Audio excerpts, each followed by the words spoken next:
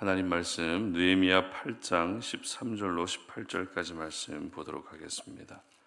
그 이튿날 뭇 백성의 족장들과 제사장들과 레위 사람들이 율법의 말씀을 밝히 알고자 하여 학사 에스라에게 모여서 율법에 기록된 바를 본즉 여호와께서 모세를 통하여 명령하시기를 이스라엘 자손은 일곱째 달 절기에 초막에서 거할지니라 하였고, 또 일러스되 모든 성읍과 예루살렘에 공포하여 이르기를 너희는 산에 가서 감람나무 가지와 들감람나무 가지와 화석류나무 가지와 종려나무 가지와 기타 무성한 나무 가지를 가져다가 기록한 바를 따라 초막을 지으라 하라 한지라.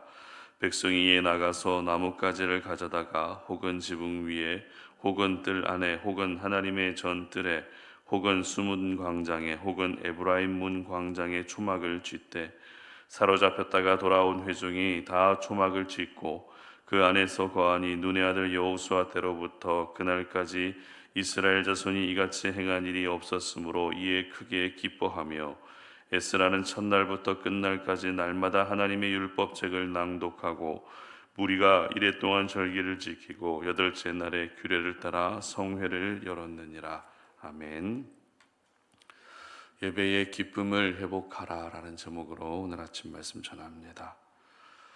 하나님의 자녀로 우리가 이 땅을 살아가면서 하나님을 예배하는 일만큼 우리 신앙생활의 우선순위에서 절대 멀어지게 해서는 안 되죠. 예배의 성공이 곧 인생의 성공이고, 예배자의 사명을 다하며 사는 것이 하나님과의 관계가 소홀해지지 않을 수 있는 방법이기 때문에 우리는 오늘도 하나님을 예배하는 일을 더 소중하게 여기고 가치 있게 여길 수 있어야 합니다. 그런데 우리가 이 예배에 있어서 특별히 조심해야 될 부분이 있는데요, 그것은 바로 형식입니다. 형식이란 일정한 절차나 양식을 의미합니다. 따라서 예배의 형식도 분명 필요합니다. 그러나 이 예배가 형식이라고 하는 울타리 안에 갇혀 있게 되면 그 순간 모든 생명력이 사라지기 때문에 한편으로 이 형식이라는 것은 예배에 있어서는 참 위험하다라고 볼 수 있습니다.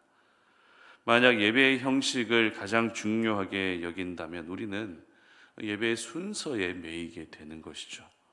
그래서 예배의 순서 중에 어떤 하나만 생략해도 무언가 찝찝하고 제대로 된 예배를 드리지 못했다라는 그런 생각을 하게 됩니다. 이렇게 형식을 중요하게 여기게 된 배경은 구약시대 제사제도 때문입니다. 한 번의 제사를 드리기 위해서도 하나님이 정하신 방법대로, 하나님이 정하신 순서에 따라서만 예배를 드려야 하나님이 받으시는 예배가 됐기 때문에 이러한 율법들은 신약 시대에 와서 바리새인과 또 율법주의자들의 외식으로 이어지기도 했습니다. 형식이 중요하지 않은 것은 절대 아닙니다. 그렇다고 형식을 완전히 무시해도 된다라는 것도 절대 아닙니다. 하지만 우리가 형식에 매이고 형식에 갇혀 있게 되면 복음마저도 우리를 답답하게 가둬놓는 형식이 되고 마는 것이죠. 따라서 신앙생활도 형식을 조심해야 되고 예배도 역시 형식을 조심해야 합니다. 오늘 보면은 에스라가 수문 앞 광장에서 하나님의 말씀을 낭독하는 굉장히 감동적인 장면을 기록하고 있습니다. 그런데 우리가 느헤미야 말씀을 묵상하고 있는데 갑자기 에스라가 등장하고 있다라는 점이 조금 의외로 다가올 수 있는데요. 하지만 이상할 것 전혀 없습니다. 왜냐하면 느헤미야가 활동할 당시 이미 에스라가 예루살렘의 귀환에 있었기 때문입니다. 연대기 순서로 보게 되면 2차 귀환으로 예루살렘에 온 에스라는 느헤미야보다 약 13년 정도 일찍 와 있었던 것입니다. 에스라와 느헤미야가 예루살렘에 귀환했던 목적 자체가 서로 달렸기 때문에 느헤미야는 성벽 공사를 마치고 그리고 그 후에 학자 에스라를 통해서 예루살렘 땅 가운데 부흥의 역사를 주도하고 있었던 것입니다. 그리고 그 부흥의 시작으로 초막절 절기를 지켰다라는 것이 오늘 본문의 핵심입니다.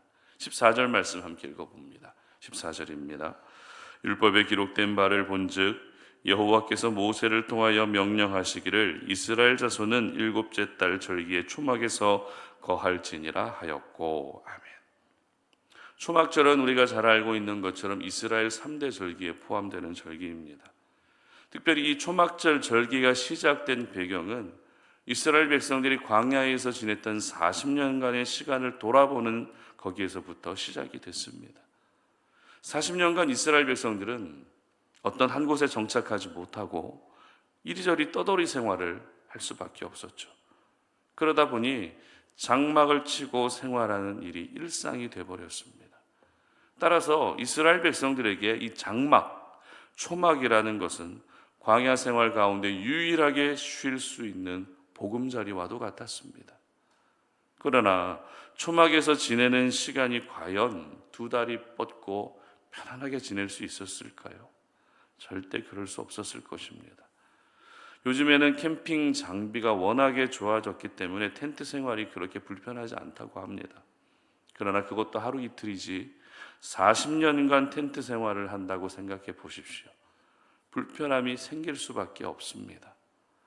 캠핑 장비가 좋아진 요즘에도 40년간 텐트 생활을 하는 것은 절대 편하지 않습니다. 그런데 이스라엘 백성들은 텐트라고 해봤자 바닥에 보온재를 깔 수 있는 것도 아니고 말 그대로 천막만 치고 자는 것이기 때문에 불편함이 이루 말로 표현할 수 없었을 겁니다. 그렇기 때문에 이 장막을 치고 광야에서 지냈던 40년간의 시간은 결코 좋은 시간은 아니었습니다.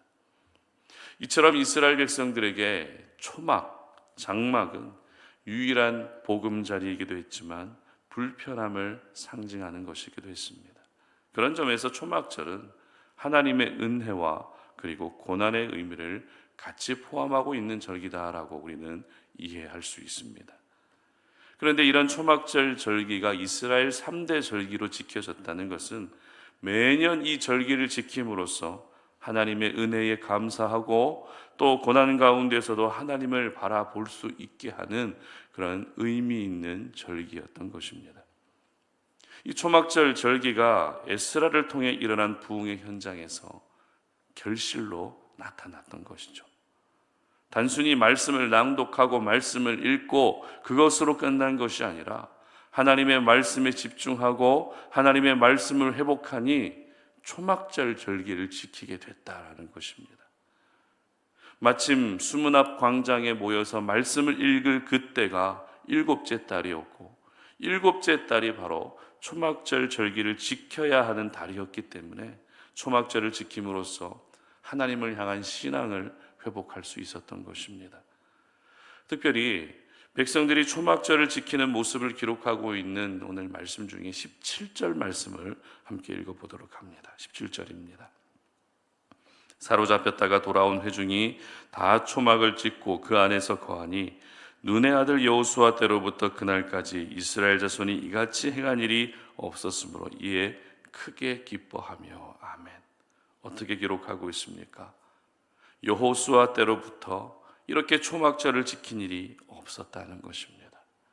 참고로 오늘 본문을 기준으로 보게 되면 여호수아는 대략 1000년 전에 살았던 사람입니다.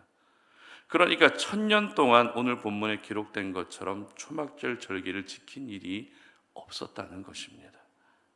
여기서 우리가 오해하지 말아야 할 것은 여호수아 이후에 초막절을 한 번도 지키지 않았다 이런 의미가 아니라 오늘 본문에 기록된 것처럼 특별하게 지킨 일이 없었다라는 것입니다.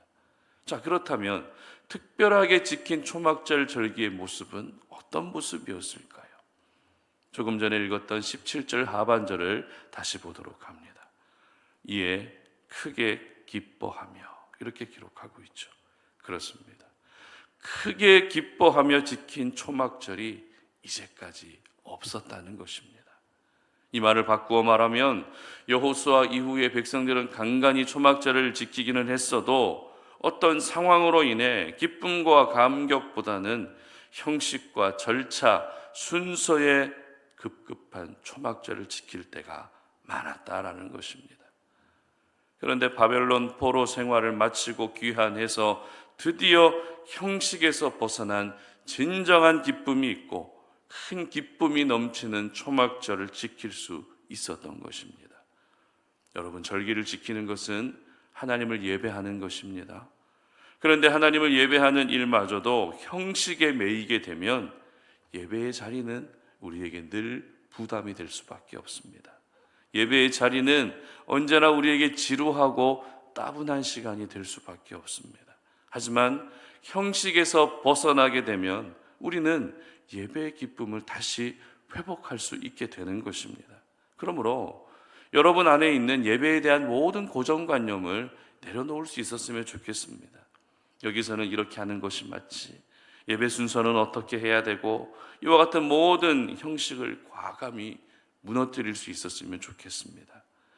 서두에서 말씀드렸던 것처럼 예배의 형식은 예배를 진행할 수 있게 하는 최소한의 기준이 되는 것은 사실입니다. 그러나 예배의 형식에 매이는 순간 예배를 통해 우리는 하나님의 생명을 경험하기는 어려워지게 되는 것입니다.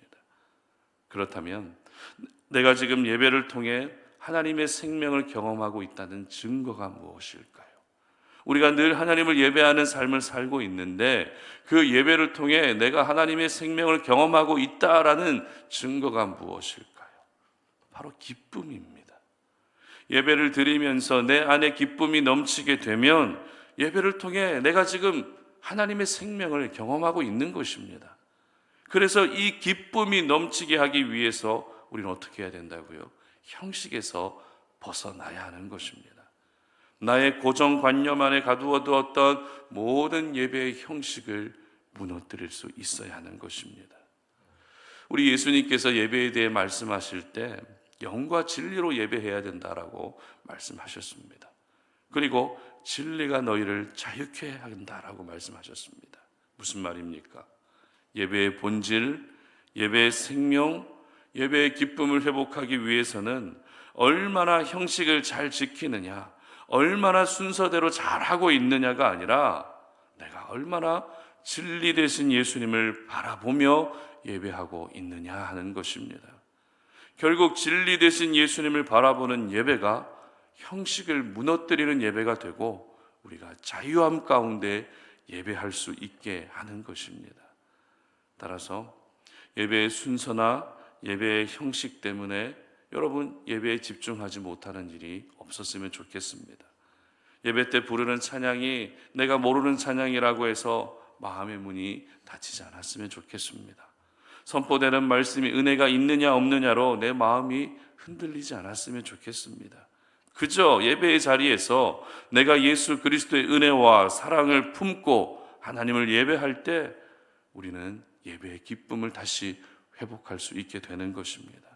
그러므로 여러분이 예배의 자리를 지키고 있고 예배를 드리고 있다고 해서 이 정도면 됐다라고 그렇게 만족하는 일이 없으셨으면 좋겠습니다. 이제는 모든 예배의 자리에서 기쁨이 넘칠 수 있게 하시기를 바랍니다. 여러분이 가지고 있었던 예배의 형식, 예배의 순서를 무너뜨리시고 이제는 오로지 예수 그리스도의 사랑을 기억하며 나를 구원해 주신 예수님의 그 은혜를 기억하며 하나님을 예배하셔서 하나님의 생명의 증거인 기쁨이 여러분들의 삶 가운데 오늘도 충만할 수 있기를 주님의 이름으로 축복합니다. 함께 기도하겠습니다. 하나님 감사합니다. 오늘도 우리가 하나님의 말씀을 통해 예배의 기쁨을 회복하는 것이 얼마나 중요한 것인지를 기억합니다.